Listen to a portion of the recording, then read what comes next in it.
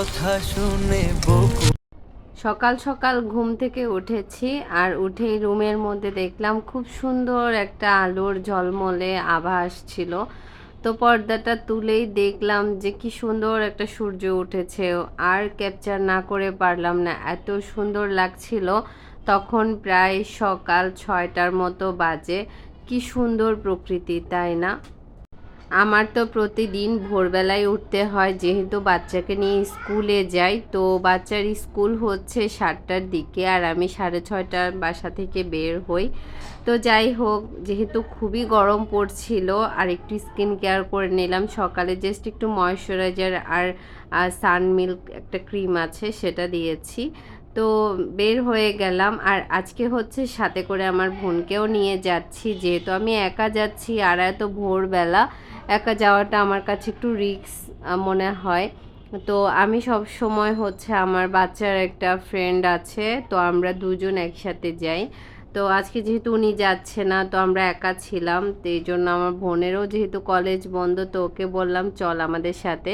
তো বাচ্চাকে স্কুলে ঢুকিয়ে দিয়ে আমরা চলে আসলাম একটা রেস্টুরেন্টে। তো এটা একটা ছোটোখাটো রেস্টুরেন্ট ছিল স্কুলের পাশে, আর ওদের এই নান সবজিটা এত বেশি মজার। তো আমরা দুই বোন মিলে হচ্ছে চা খেলাম আর নান দিয়ে সবজি খেলাম। তো ভরপেট খাওয়া দাওয়া করে এখন তো বাসায় চলে এসেছি। তো তখন প্রায় 10:30টার মতো বাজে। বোন থাকা হচ্ছে আল্লাহর একটা অশেষ রহমত। যখনই একটু আলসে লাগে, শরীরটা খারাপ লাগে, ও বাসায় থাকলে ওই রান্না করে। তো আসার পরে হচ্ছে ভাত রান্না করে নিয়েছে, আর সাথে হচ্ছে ডাল রান্না করেছে। ওর হাতের ডালটা অনেক মজা। তো এখানে হচ্ছে আমি একটু আলু ভর্তা করছি ঝাল ঝাল করে। আলু ভর্তা আর ডাল হলে আমার তো আর কিছুই লাগে না। তো আজকে দুপুরবেলা কিন্তু এগুলোই চলেছে।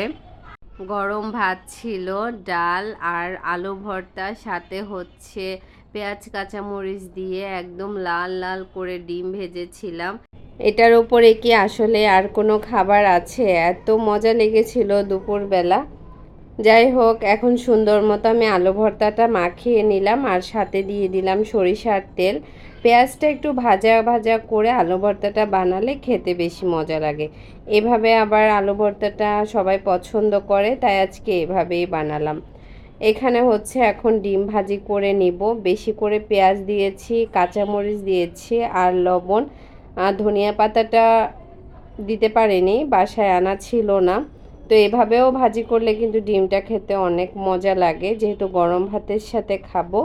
এই যে এখানে ডিমটা সুন্দর মতো আমি ভেজে নিচ্ছি, একদম লাল লাল করে ভাজবো। আজকে সারা দিনের ব্লগ আপনাদের সাথে একটু একটু করেই ভিডিও করেছিলাম, তো শেয়ার করলাম। কেমন লেগেছে অবশ্যই জানাবেন, ভালো লাগলে আমার পেজটা ফলো করবেন।